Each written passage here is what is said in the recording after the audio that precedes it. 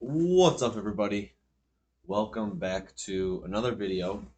This video, we are going to build a mean reversion strategy. So, mean reversion is basically when price is coming down, you're going to buy with the idea that it's going to revert back to the mean. So, right, trend following, if this is price, you buy as price is going up. Mean reversion is as price is going up, you sell with the idea that it's going to come down soon, right? And same thing, price going down in trend following, you sell, but if price going down in mean reversion, you buy. So we are going to build a strategy that is built just for mean reversion. And so the reason I'm doing this is because, right, the markets are not always going to be trending. Especially on indices, you get a lot of ups and downs. You can definitely capture those moves with a good mean reversion strategy. Second is my portfolio, my personal portfolio, is mostly trend following strategies. So I'll get a lot of, you know, well, obviously, price has to trend for those strategies to work well. And so if price isn't trending, it's basically lost opportunity. So that's the idea of what we're going to do in this video. And this one, I'm not sure if this strategy that we build is going to work well, be profitable, but this is going to be a great start for testing your own ideas and building your own profitable mean reversion strategy. So, let's get into it. So, first thing, you're going to want to go to NinjaTrader, new, NinjaScript editor, and get this opened up. Now, I finally got mine working again, and I highly recommend it. But setting up Visual Studio, and then once you click that, then you can work with it inside of this software.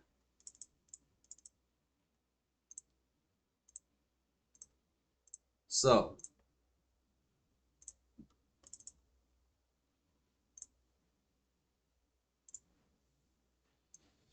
let's get into it. So, first thing we're going to do is once you have this open, strategies, new strategy, we'll name this one YouTube mean reversion. Then we are going to create an input parameter, just test. That'll just help us later. Once you get the basic code generated, then we're going to compile. And now it should appear here. So here we go. And this is just the basic default code for every NinjaScript strategy. So first thing is I always like to change a couple things. We're going to get set slippage to 2, bars required to trade to 10, is instantiated on each optimization iteration, false. Include commission, true, and include trade history and backtest equals true. Now we are ready to start working on the actual running code. So we're going to do if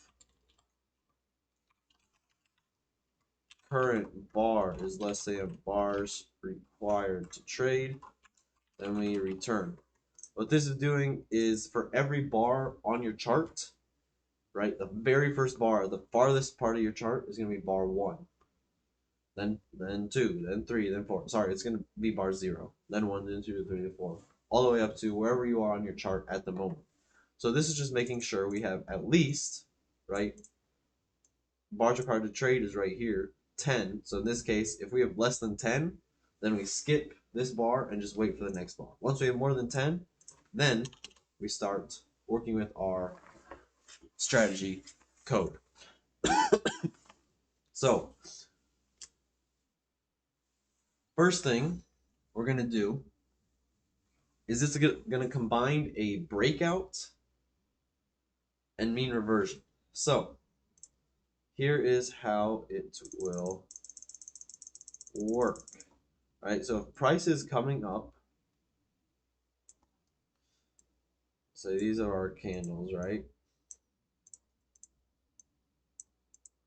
Right, we can take the slope, which is an indicator. We can take the slope of the last, whatever, 20 bars. If this slope, right, in this case, think of it just like XY graph. You have your X, your Y. This slope is what? Is this would be 2, right? It's just 45-degree angle. Man, it's been a minute since I've done that. I can't even remember right now. Or no, that's the slope of 1. Yeah, 2 would be like that, and so on. Yeah, you get the idea. So we're going to make sure. So one of our entry conditions is going to be making sure our slope is greater than, we'll say, 2.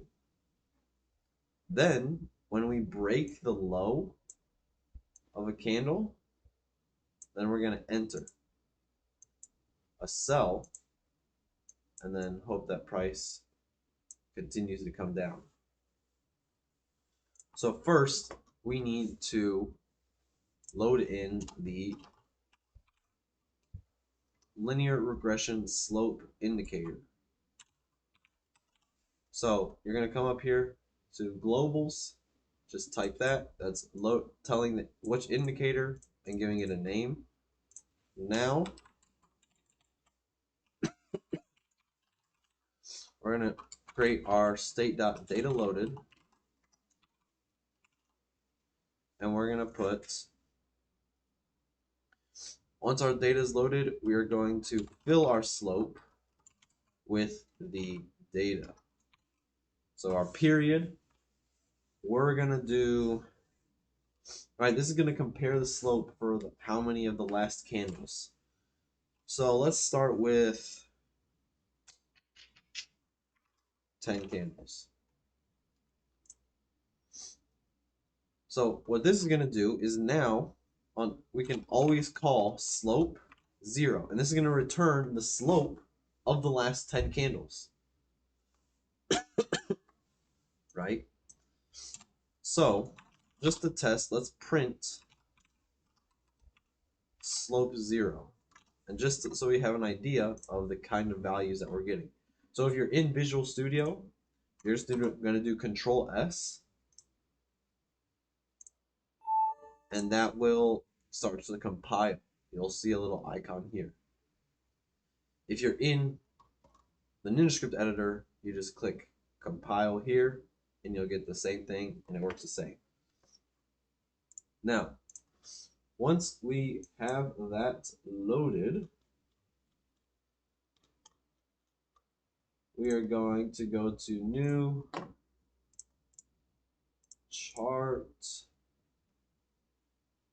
do the 1 minute, and just test this. So also here we're gonna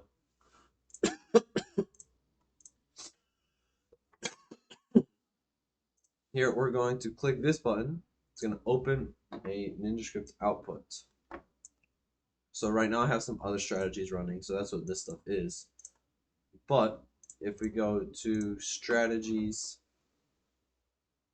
our new mean reversion strategy, enable it,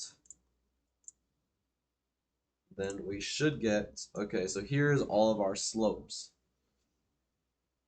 So looks like for the most part they're pretty small, right?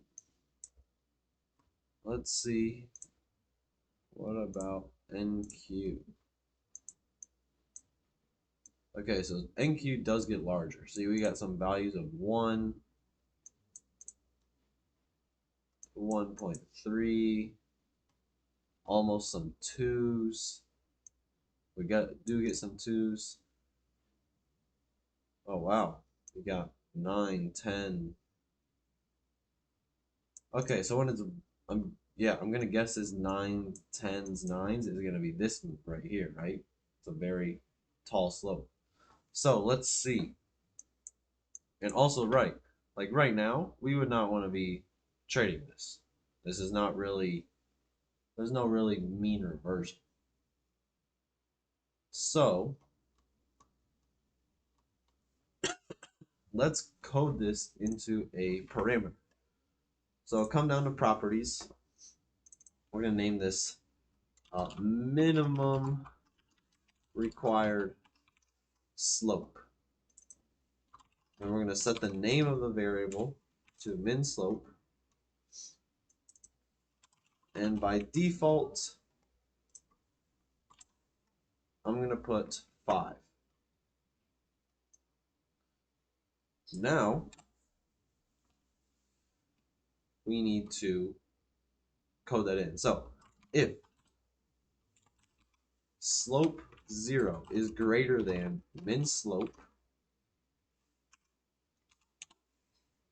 then we'll do this. Else, if slope 0 is less than negative min slope, right? Because we also, when price is coming down, the slope is negative, right? -3, -8, -2. So we also want to capture those moves. So if our slope 0 is less than -5, in this case, then we're going to do this. So that should take care of our mean reversion part of it. Now we just need to create the entry condition, which is going to be a break of the high, and set our targets. So pretty simply, we're just going to do, if basically just if it breaks the previous candle. So we're going to do enter short limit at the low 1 candle back.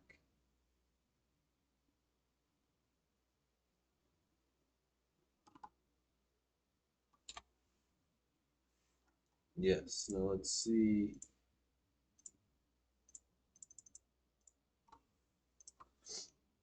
Warranty limit price signal name. Okay, no. Looks like this should be enough. Then opposite on the other side. Actually, it's going to be a stop. Stop market. Yeah, that's the thing. The stop is going to be at the high.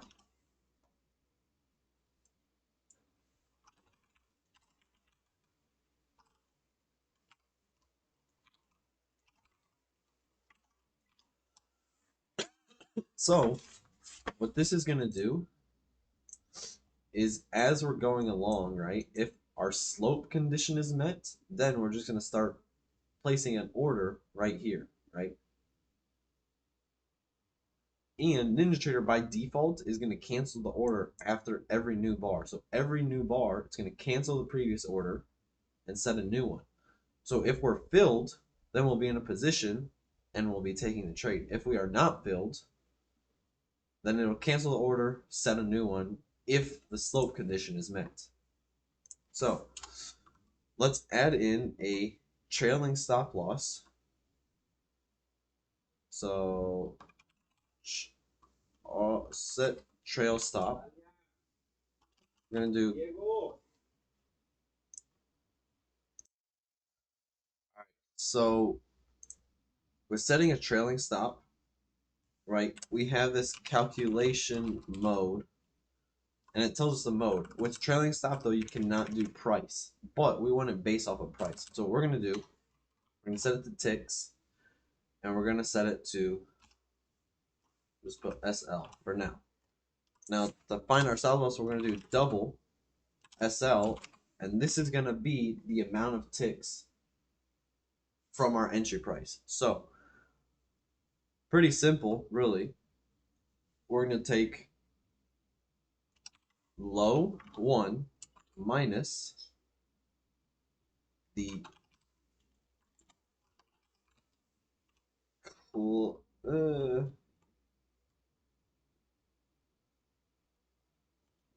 Wait, no. Our stop loss, we want it at the high of the previous bar. We're going to do high 1 minus low 1. Put that in parentheses. And that is going to give us the price, right? Oops. That is going to give us, 10. It'll be like 100 minus 90. So we'll get 10.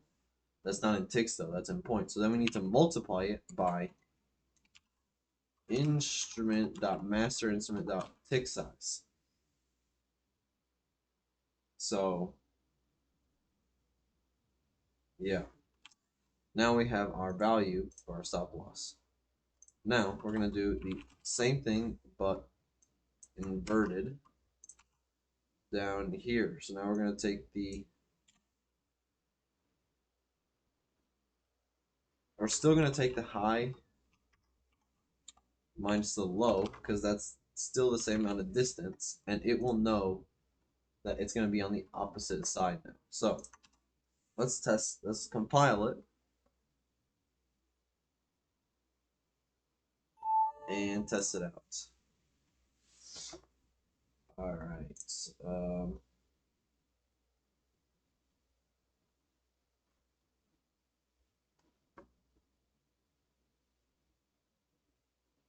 Delete that. Delete that.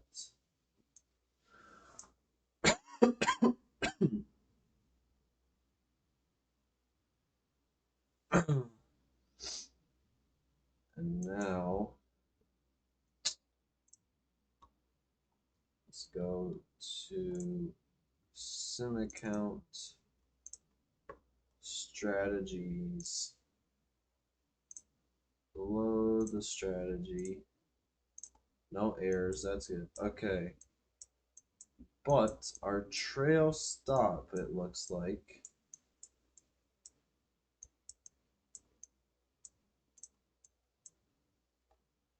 Okay, I mean, this looks like it worked, right? We came down, we had the slope, right? We broke the high, so we bought, and then our trail stop would have been, I mean, yeah, it looks like it just came up and hit our trail stop. What we don't want to see is this, so we need to fix this. Okay, yeah, our trail stop is just way too close. Actually,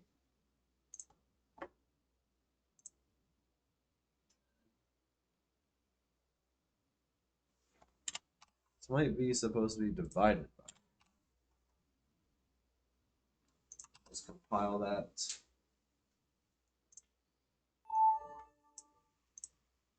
And test it again.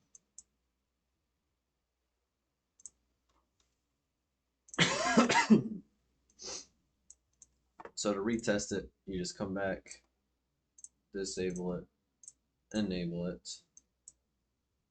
And now let's see. That looks a little better.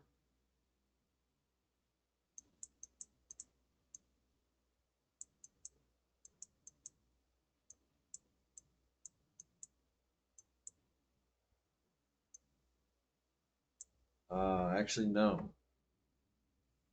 So here's an issue. We do, okay, look, we do have an issue, right? This sell stop should be here, but we're calculating it based off of this candle. So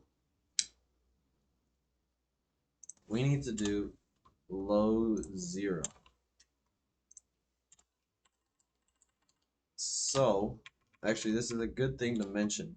since we are calculating on bar close, this candle we have zero data for. This candle, the most recent printed candle, is actually bar zero. So close zero, high zero, low zero, all that stuff is zero. Then one is this one. So even though, so right now this one is close zero, this is low zero, high zero, and this one is one and whatnot.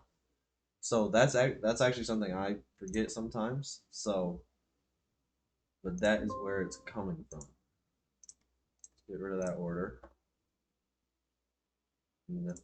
Uh, remove one of these. Apply, and okay, still doing it.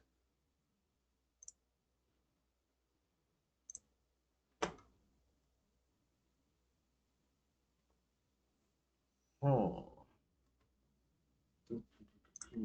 let's see. Disable it. Just make sure we have the right code. Add, enable, and apply. Okay, so this is not right. It should be on this one. See how now it should be here.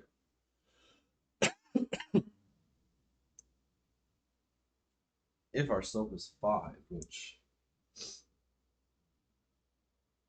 I don't know, it doesn't look like our slope should be 5 right now.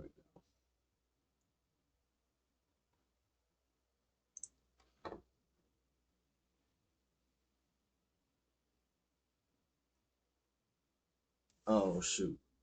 Okay, that's my bad. Didn't save it. So compile. Now we gotta come back here. Just enter the position. And okay, there we go. So let's see, this looks good. Our trail stop, I mean, that should be this distance from this top. So that looks good. This buy looks good.